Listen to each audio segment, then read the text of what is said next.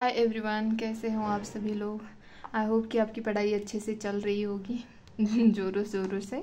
अभी काफ़ी टाइम है प्रीलिम्स के लिए, बट आपको अच्छे से टाइम टेबल करके पढ़ना है। बिल्कुल इतने टाइम में मैं इतना पढ़ूंगा ऐसे, और ये सब्जेक्ट इतने दिनों में मैं ये कंप्लीट करूंगा, बिल्कुल इस तरह से पढ़ाई करनी है, तभी जाके सब अच्छे से आपके सारे सब्जेक्ट कवर होंगे। वरना रैंडमली पढ़ोगे तो आपको पता भी नहीं चलेगा कि आपके पास बचा क्या है और आपके पास है क्या, इसका मतलब पता नहीं चलेगा। तो इसलिए पूरा टाइम मैनेजमेंट करके अच्छे से पढ़िए। तो सीसैट को बिल्कुल इग्नोर नहीं करना है, पैसेज की प्रैक्टिस करनी है। जिनका मैथ बैकग्राउंड है, जिनका नहीं भी है, उन सभी लोगों के लिए मैं यही कहूँगी, सीसैट को बिल्कुल इग्नोर नहीं करना चाहिए। ठीक है, तो चलो आज हम देख रहे हैं कॉम्प्रिहेंशन। और एक जो हमारे सब्सक्राइबर है उनका ये क्वेरी है कि उन्होंने ये क्वेश्चन, फोर्थ वाला क्वेश्चन है, वो सॉल्व किया था जैसे मैंने उनको बताया उस तरीके से, बट वो गलत हुआ उनका क्वेश्चन। तो इसका मतलब है ये क्वेश्चन अजम्पशन का है। मुझे लगा ही था अजम्पशन का क्वेश्चन होगा, और उनको समझ में नहीं आया जिस तरह से उन्होंने पूछा है। तो चलो उनकी क्वेरी भी सॉल्व कर देते, इसीलिए मैंने ये 2020 वाला सीसैट का पेपर, एक्चुअल यूपीएससी वाला पेपर उठाया है। और मैं आंसर की भी बिल्कुल, आंसर मैं खुद पहले निकालती हूँ और बाद में आंसर की चेक करके आपको आंसर देती हूँ, ताकि गलती ना हो। और मेरे समझाने से ही आप मतलब समझ पा रहे हो ना, आप सॉल्व करने की कोशिश कर रहे हो उस तरीका यूज़ करके। मतलब मैं जो अप्रोच बता रही हूँ वही अप्रोच आप फॉलो कर रहे हो ना, तो इसीलिए बिल्कुल गलती नहीं होनी चाहिए, इसका मैं ध्यान पूरा पूरा रख रही हूँ। ठीक है, तो चलो देखते हैं पैसेज 3 सॉरी हिल गया कोई बात नहीं। तो उसके पहले कभी भी कोई भी क्वेश्चन हो पैसेज वाला, पहले उसके क्वेश्चंस देखने हैं, मतलब उसका क्वेश्चन क्या पूछा गया है वो देखना है हमें। तो यहाँ पे 53 वाला पहले सॉल्व करेंगे, फिर बाद में 54 वाला हम सॉल्व करेंगे। ठीक है, तो चलो देखते हैं। फर्स्ट ऑप्शन यहाँ पे इन्होंने पूछा है मोस्ट रैशनल इन्फ्रेंस निकालने के लिए पूछा है। इन्फ्रेंस का मीनिंग तो आपको पता है कि क्या पैसेज में कहा गया है उसका एक काइंड ऑफ निष्कर्ष ही होता है, या कंक्लूजन कहो, या रिजल्ट कहो, या आउटकम कहो। या देखो, मैंने तो सिंपली ये याद रखने के लिए बोला है कि कोई स्टोरी हम बताते हैं ना, तो उसमें से आपने मतलब क्या सीख मिली आपको स्टोरी से, तो ये आंसर होता है कि लास्ट में जो निष्कर्ष होता है उस स्टोरी का क्या होता है, क्या सीखा आपने उस स्टोरी से, यही होता है ना। तो बिल्कुल यही याद रखना है कि पैसेज में से हमें निष्कर्ष निकालना है कि क्या कह रहा है पैसेज, क्या सीखने के लिए बोल रहा है पैसेज। ठीक है, तो वही हमारा आंसर होगा। तो चलो देखते हैं फर्स्ट जो है, farmers income will be higher, higher पे ध्यान दीजिए, with pulse cultivation than with paddy cultivation. Okay, मतलब ये बोल रहे हैं कि फार्मर्स की इनकम जो है वो पल्स कल्टीवेशन में ज़्यादा है, और पैडी में, मतलब पैडी से पैडी के कंपेयर में पल्स कल्टीवेशन की ज़्यादा है। सेकंड ये है pulse cultivation causes less pollution as compared to paddy cultivation. ये बोल रहा है कि जो पल्सेस मतलब अरहर, चना, तूर दाल, ये जो होते हैं हम ग्रो करते हैं ना, इससे पोल्यूशन कम होता है कंपेयर टू पैडी कल्टीवेशन, ये कह रहा है सेकंड वाला। थर्ड ये कह रहा है पल्स स्ट्रॉ जो होता है, स्ट्रॉ मतलब जो घास फूस जो होती है, क्या बोलते हैं उसको, भूसा, भूसा जो होता है, can be use to improve soil quality. जो पल्सेस का स्ट्रॉ जो होता है वो सॉइल की क्वालिटी इंप्रूव करने में भी यूज़ किया जा सकता है, ये कह रहा है यहाँ पे थर्ड वाला। फोर्थ वाला ये कह रहा है in the context of northern Indian agriculture paddy straw has no usefulness. मतलब जो नर्दर्न एग्रीकल्चर है, नर्दर्न इंडियन एग्रीकल्चर है, उसमें पैडी स्ट्रॉ का कोई यूजफुलनेस नहीं है, ये बोल रहा है यहाँ पे। ठीक है, तो फोर्थ है मैकेनाइज्ड एग्रीकल्चर, मतलब जो मशीन के द्वारा एग्रीकल्चर किया जाता है, मशीन के द्वारा जो खेती की जाती है, वही एक मेन कॉज है for stubble burning. Stubble burning के लिए वही एक कॉज है, ये बोल रहा है यहाँ पे। चलो देखते हैं पैसेज, यहाँ पे ऑप्शन दे रखे हैं इसके कि कौन सा सही है, हमें इसमें से बताना है। तो चलो देखते हैं, पैसेज पहले पढ़ते हैं। पैसेज पढ़ेंगे तो हमें आंसर निकालने में आसानी होगी। पैसेज सेंटेंस बाय समझेंगे, मतलब समझ लेंगे, सेंटेंस तोड़ के, मतलब पैसेज को सेंटेंस में तोड़ेंगे हम और उससे समझेंगे, ताकि पैसेज हमें जल्दी समझ में आएगा। ऐसे ही करना आप भी, बिल्कुल आपका अप्रोच भी यही होना चाहिए। अगर किसी का और तरीके से भी आता है तो कोई बात नहीं है, आप अपने तरीके से भी कर सकते हो, बट जिनको लगता है कि ये तरीका सही है वो फॉलो कर सकते हैं आराम से। The pulse variety Pusa arhar 16 has the potential to be grown in the paddy growing region of Punjab, Haryana and Uttar Pradesh and eventually in all of India। मतलब ये बोल रहा है ये जो अरहर की वैरायटी है, मतलब पल्सेस में ये अरहर की वैरायटी है पूसा अरहर 16, ये इसमें इतना पोटेंशियल है कि जहाँ पे आप पैडी ग्रो कर सकते हो ना उसी जगह पे ये ग्रो कर सकते हो, इतना इसके अंदर पोटेंशियल है, ये बोल रहा है फर्स्ट हमारा सेंटेंस यहाँ तक। और आप ऑल इंडिया में भी ग्रो कर सकते हो, ये बोल रहा है। It's yield about 2000 kg per hectare. इसकी यील्ड कितनी है, मतलब इसकी पैदावार कितनी हो सकती है, तो 2000 kg हो सकती है पर हेक्टर, ठीक है। will be significantly greater than those of the existing varieties and because its size will be uniform, it will be amenable to mechanical harvesting, an attractive feature for farmers in northern India who currently use this technology for paddy. मतलब ये जो technique है harvesting की, मतलब ये machine के द्वारा harvest की जाती है ना पैडी, तो इसके द्वारा भी हम अरहर को हार्वेस्ट कर सकते हैं और ईजी भी है, मतलब इतना कोई टफ नहीं है, ये कह रहे हैं यहाँ पे। और ये वैरायटी वैसे भी इसकी पैदावार ज़्यादा है, तो इसको आराम से हम हार्वेस्ट भी कर सकते हैं, ये बोल रहा है यहाँ तक। मोस्ट इम्पॉर्टेंट अभी देखते हैं, अरहर स्ट्रॉ जो है, मतलब मोस्ट इम्पॉर्टेंट अरहर स्ट्रॉ अनलाइक पैडी स्ट्रॉ, मतलब पैडी के विपरीत, पैडी स्ट्रॉ जो होता है उसके विपरीत काम करता है अरहर स्ट्रॉ। जैसे क्या करता है, is a green and can be ploughed back into the soil. Ploughed back मतलब जो हम हल चलाते हैं ना, और हल वैसे इसका स्ट्रॉ पड़ा होगा ना अरहर का, और उसमें से हल चला दे तो वो तुरंत सॉइल के साथ मिक्स हो जाता है, ये बोल रहा है यहाँ पे। इन पैडी, बट पैडी में क्या होता है, पैडी का स्ट्रॉ जो होता है, problem is high silica content, मतलब पैडी में हाई सिलिका कंटेंट होता है, मतलब धागे की तरह होता है। Which does not allow for easy decomposition, जिसकी वजह से इसका ईजिली डिकम्पोजिशन होता नहीं है, मतलब वो सॉइल के अंदर मिक्स नहीं होती है ईजिली। डिकम्पोजिशन आपने तो सीखा ही होगा एनवायरनमेंट में, कि मतलब उसके साथ फंगी और अलगी ये उसका ब्रेक डाउन करते हैं पीसेस में और वो सॉइल के साथ मिक्स हो जाता है, तो ऐसे नहीं होता है पैडी का ईजिली। जितना पैसेज में कह रहे हैं वही बता रही हूँ मैं, जस्ट आपको इसका मीनिंग बताया मैंने, जितना पैसेज में कहा है उसी के अकॉर्डिंग हमें आंसर निकालना है, कोई हमारा जीएस का ज्ञान नहीं लगाना है यहाँ पे। तो कहाँ पे थे हम, हाँ यहाँ पे थे। In the case of arhar, but अरहर के केस में क्या है, the farmer even after combine harvesting just need to run a rotovator to cut the leftover straw into pieces which can be plowed back and will decompose very fast। मतलब जो left over बचता है अरहर का, तो उसको rotavator मतलब pieces में cut कर देता है, ये एक मशीन है और ये पीसेस में कट कर देता है, तो इससे क्या होता है, इसका जल्दी आसानी से मतलब वेरी फास्ट इसका डिकम्पोजिशन हो जाता है और ये इजीली सॉइल में मिक्स भी हो जाती है। All this is difficult with left over paddy, मतलब पैडी का जो लेफ्ट ओवर होता है उसके साथ ही थोड़ा डिफ़िकल्ट है। उसका स्टॉक जो होता है वो that can not be easily sleeved और प्लग्ड बैक, मतलब वो हल के साथ अगर हल चला देते हैं ना उसमें, तो वो सॉइल के साथ नहीं मिक्स होता है, उसके बाद भी नहीं मिक्स होता है, तो यही दिक्कत है पैडी स्ट्रॉ के साथ।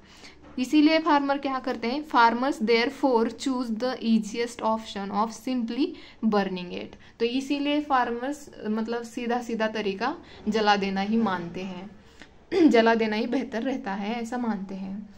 तो हमारा यहाँ पे पूरे क्वेश्चन में मतलब पूरे पैसेज में यही बताया गया है कि ये एक वैरायटी है अरहर की जिसकी पैदावार भी अच्छी खासी होती है, और उसका मतलब जैसे आप पैडी के लिए भी हार्वेस्टिंग मशीन्स लगाते हैं, बिल्कुल उसी से भी आप इसकी हार्वेस्टिंग कर सकते हो इस अरहर की। और इसके बेनिफिट भी उन्होंने अरहर के बताए हैं, जैसे कि ये जल्दी से मतलब अगर आप हल चला देते हो तो तुरंत सॉइल के साथ मिक्स भी हो जाती है, तो इसके स्ट्रॉ की भी कोई चिंता नहीं है, उसके स्ट्रॉ को जलाने की भी क्या ज़रूरत नहीं है। ये पैसेज में कहा है। और पैडी का जो है उसमें सिलिका कंटेंट होता है, तो इसीलिए उसको अगर रोटोवेटर जो होता है जो कट कर देता है पीसेस में, तो वो उसका यूज़ करने के बाद भी पैडी का जो स्ट्रॉ होता है वो सॉइल के साथ मिक्स नहीं होता है, डिकम्पोज इजीली नहीं होता है, ये बोला है। इसीलिए फार्मर्स के पास कोई ऑप्शंस इजीली बचता नहीं, तो वो यही जला देना ही बेहतर मानते हैं। ये पूरे पैसेज में कहा है, बस इतना ही कहा है। इसी के आधार पे हमें क्वेश्चंस देखने हैं और हमारा इन्फ्रेंस निकालना है, ठीक है।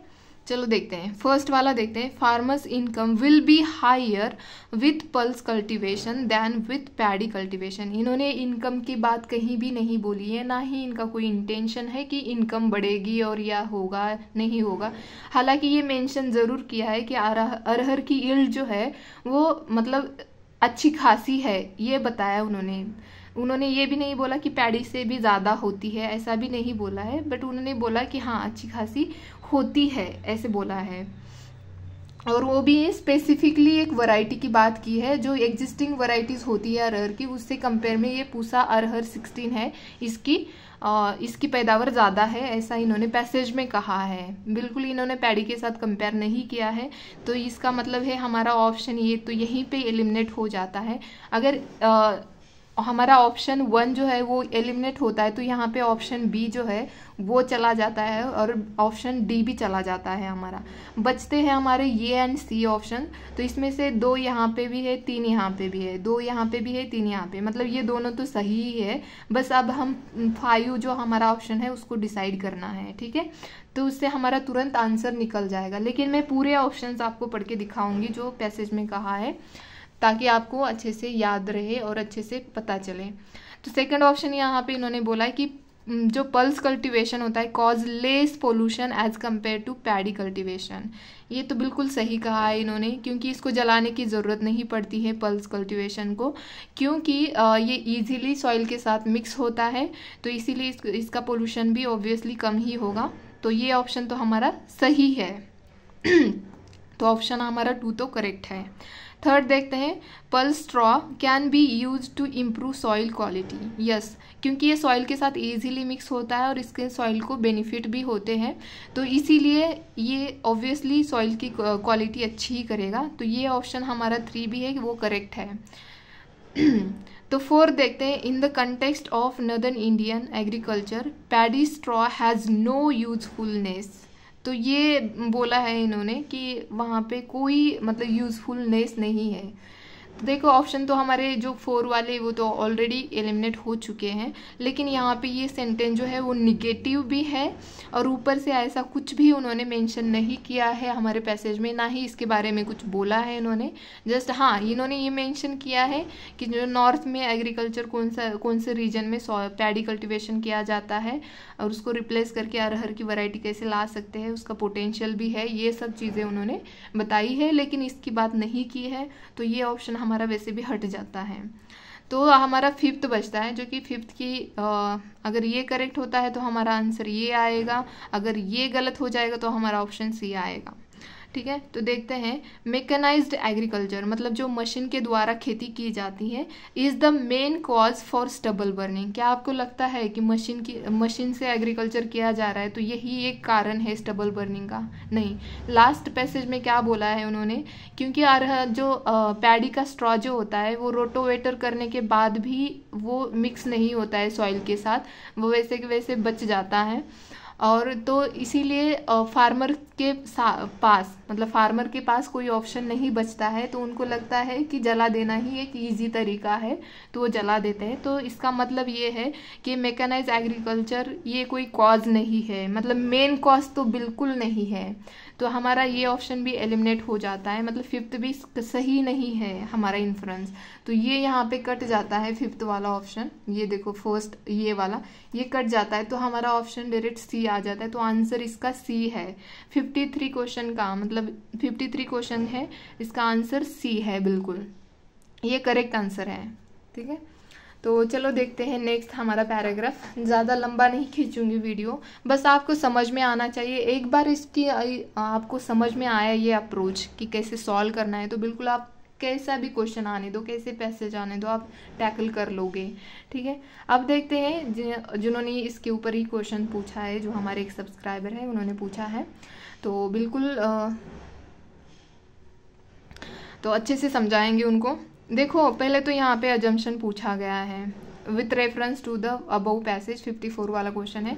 With reference to the above passage the following assumption have been made, मतलब बनाया गया है।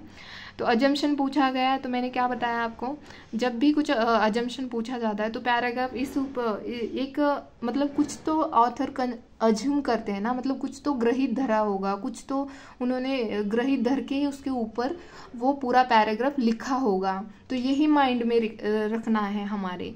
तो चलो अब देखते हैं कि क्वेश्चन क्या पूछा गया है। तो इन्होंने यहाँ पे बोला है कि high risk involve in holding maximum water in reservoirs are due to our over dependence on hydro power projects. तो ये बोला है कि हमारा ओवर डिपेंडेंस जो है हाइड्रो पावर प्रोजेक्ट्स के ऊपर, इसकी वजह से क्या होते हैं, मतलब हाई रिस्क इन्वॉल्व हो जाती है, मतलब जो रिजर्वायर ज़्यादा हम इसकी वजह से रखते हैं ना वाटर का, तो इससे रिस्क भी ज़्यादा बढ़ती है, जैसे कि आपने तीस्ता वाला देखा ही होगा। सेकंड है storage capacity of dam should not be fully used before और ड्यूरिंग मानसून सीजन। तो इन्होंने बोला है कि जो स्टोरेज कैपेसिटी एक डिसाइड करके देते हैं इंटरनेशनल वाले बॉडी, इंटरनेशनल बॉडी जो होती है, वो स्टोरेज कैपेसिटी कितनी होनी चाहिए मानसून में, समर में, तो ये वो बताते हैं, तो उसके अकॉर्डिंग हमें डिसाइड करनी होती है डैम की कैपेसिटी कितनी होनी चाहिए मानसून सीजन में। ठीक है, ये यहाँ पे। और थर्ड है role of dams in flood control is under estimated in India. तो ये बोला है कि इन्होंने डैम जो फ्लड आते हैं वो क्यों आते हैं, क्योंकि डैम की वजह से आते हैं। तो ये हम क्या करते हैं, जो डैम का जो रोल होता है इसको हम बिल्कुल अंडर एस्टिमेट करते हैं इंडिया में, क्योंकि उसको जैसे कि उसको रिनोवेट नहीं करना है। बहुत बहुत पुराने हमारे यहाँ पे डैम हैं जो कि 130 ईयर ओल्ड डैम है हमारे इंडिया में, और उनका कोई रिनोवेशन कुछ भी नहीं करते हैं, ध्यान नहीं देते हैं। तो ये सच्चाई है, इसको झुटलाया नहीं जा सकता। तो पैसेज में क्या कहा गया है उसके अकॉर्डिंग हमें आंसर निकालना है, बाकी जो हमारा जीएस का नॉलेज यहाँ पे बिल्कुल नहीं लगाना है। तो देखो जो देखते हैं, in India authorities always to look to store the maximum amount of water in reservoirs during the monsoon season. यहाँ पे क्या बोल रहा है, authorities always look to store the maximum amount of water in reservoir during the monsoon season, which is then used for irrigation and generation of electricity during the summer month। मतलब जो क्या authorities क्या करती है कि जो maximum amount of water जो होता है रिजर्वायर में वो अच्छा खासा रखती है, ताकि उसको समर मंथ जब आता है ना, तब वहाँ पे इरिगेशन और इलेक्ट्रिसिटी जनरेट करने में काम आ जाएगा, मतलब यूज़ होगा, इसीलिए। तो ये फर्स्ट यहाँ पे पैराग्राफ हो गया हमारा, सॉरी सेंटेंस हो गया। It is an internationally accepted practice that the water level of a reservoir should be kept below a certain level before the onset of monsoon season। मतलब जो इंटरनेशनल जो अथॉरिटी होती है, मतलब इंटरनेशनल लेवल बताते हैं कि आपके वाटर का लेवल कितना होना चाहिए। ऑनसेट मतलब जब मानसून सीजन शुरू होता है तब कितना होना चाहिए वो बताते हैं, उसी के अकॉर्डिंग हमें सर्टन लेवल पे वो हमारा वाटर रिजर्वायर में रखना पड़ता है, ये बोल रहे हैं यहाँ पे। हो गया है यहाँ पे। And this is so that when monsoon rains come there is space to store the excess rain water and also so that water can be released in a regulated manner, but the authorities store the maximum amount of water in reservoir even before the close of the monsoon। मतलब monsoon ख़त्म हो जाता है तब भी वो authority एक maximum level पे अमाउंट स्टोर वाटर का अमाउंट स्टोर करके रखती है। और फिर बाद में कहाँ पे आए, हाँ यहाँ पे, और only to ensure greater electricity generation and irrigation. क्यों ऐसा करती है, तो वो उनको ये होता है कि हमारे समर में हमें इलेक्ट्रिसिटी और इरिगेशन के लिए वाटर होना चाहिए, इसीलिए वो वाटर स्टोर करके रखती है। तो देखो इनका कहने का मतलब अज्यूम क्या किया है पैसेज में ऑथर ने यही अज्यूम किया गया है कि जो लेवल होता है एक सर्टन वे में, कि आप अपने डैम में कितना वाटर रखना चाहिए, ये इंटरनेशनली बताया गया है आपको, और ये प्रैक्टिस आप उन सब ने एक्सेप्ट भी की है कि कितने लेवल तक डैम में वाटर रखना चाहिए, ये हमने एक्सेप्ट भी किया है इंटरनेशनली, ठीक है। तो ये भी बोला है इन्होंने, और ये भी बोला है कि जब मानसून आता है तो उस टाइम पे हमारे डैम में कितना वाटर होना चाहिए, एक सर्टेन लेवल पे हमारे डैम में वाटर होना चाहिए जब मानसून आता है। और जब मानसून क्लोज होने आता है उस टाइम पे भी हमें एक सर्टेन अमाउंट में हमें वाटर स्टोर करके रखना चाहिए, ताकि हम समर में इरिगेशन पर्पज से और इलेक्ट्रिसिटी जनरेशन करने के लिए भी हम रख देते हैं। लेकिन इसके पीछे का इनका बताने का मतलब यही है कि इसके चक्कर में, मतलब ये इसीलिए बता रहे हैं कि ओनली यहाँ पे यूज़ किया है उन्होंने, to ensure greater electricity generation and irrigation और इलेक्ट्रिसिटी जनरेट करने के लिए हम excessive amount of water store करके रख देते हैं, मतलब maximum amount of water reservoir में रिजर्व करके रख देते हैं, मतलब जो डैम वो होते हैं उसमें।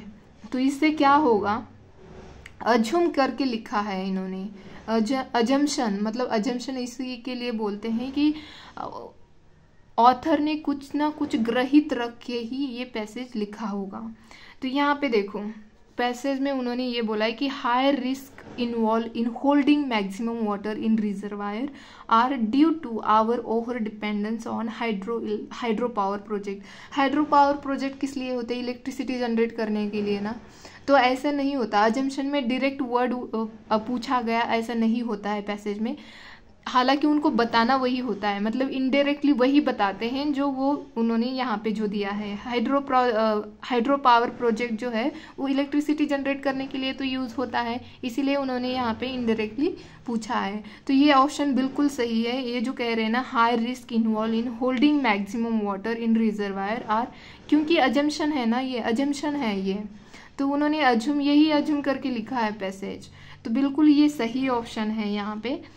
तो सेकंड देखते हैं, storage capacity of dam should not be fully used before और ड्यूरिंग मानसून सीजन। ये सही बात है, यहाँ पे कहा भी गया है कि जब मानसून आता है तो आपके पास एक लिमिटेड, एक सर्टन लेवल पे आपकी डैम में वाटर कैपेसिटी होनी चाहिए, और जब भी मानसून चला जाता है, क्लोज होता है मानसून, तब भी आपके पास एक सर्टन लेवल पे आप अपना वाटर होल्ड करके रख सकते हो या रिजर्व करके रख सकते हो, ये बोला है। तो ये सही है, यहाँ पे उन्होंने storage capacity of dam should not be fully used before और ड्यूरिंग मानसून सीजन, तो ये बिल्कुल है, शुड नॉट करना नहीं चाहिए, मतलब ज़्यादा या कम ऐसा कुछ भी करना चाहिए, कैपेसिटी लेवल में रखना चाहिए। तो ये बिल्कुल करेक्ट है ये ऑप्शन, तो सेकंड करेक्ट है। थर्ड है role of dam in flood control is under estimated in India. तो यही बोला है इन्होंने, क्योंकि पर्पज़ क्या होता है इलेक्ट्रिसिटी जनरेट करने में या इरिगेशन के लिए, वो एक्सेसिव, मतलब यही भी नहीं सोचते कि इसकी वजह से फ्लड आएगा, अगर हम एक्सेसिव वाटर रखते हैं तो इसकी वजह से फ्लड आएगा, ये हमारे डैम पुराने हैं, इसके बारे में कुछ नहीं सोचते हैं वो, बिल्कुल अपने मतलब इलेक्ट्रिसिटी जनरेट करने के लिए, इरिगेशन के लिए वाटर होना चाहिए, इसी चक्कर में ये इतना सारा वाटर स्टोर करके रख देते हैं, मतलब मैक्सिमम वाटर होल्ड करके रखते हैं।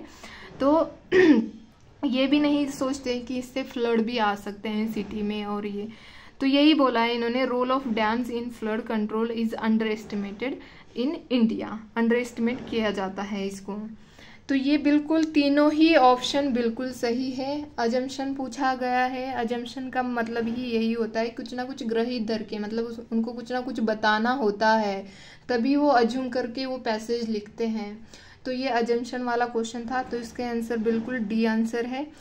यहाँ पे कुछ निगेटिविटी का उसका कुछ भी नहीं है, जो भी पैसेज में कहा गया है उसके अकॉर्डिंग हमने आंसर निकाले हैं, और मैंने आंसर की मतलब पहले ही सॉल्व किए थे ये पैसेज मैंने, फिर अपनी आंसर की लगाई थी, तो बिल्कुल मेरे भी सही आए थे आंसर इसके। तो होप कि आपके भी आएंगे, प्रैक्टिस करते रहिए, प्रैक्टिस से बहुत कुछ इम्प्रूवमेंट होता है तो प्रैक्टिस बिल्कुल छूटनी नहीं चाहिए। तो आज के लिए इतना ही, अगर पसंद आता तो प्लीज़ लाइक शेयर सब्सक्राइब करें, और कमेंट बॉक्स में बताइए कि आपको बेनिफिट हो भी रहा है या नहीं हो रहा है, तो मुझे कमेंट बॉक्स में बताना। तो आज के लिए इतना ही, धन्यवाद।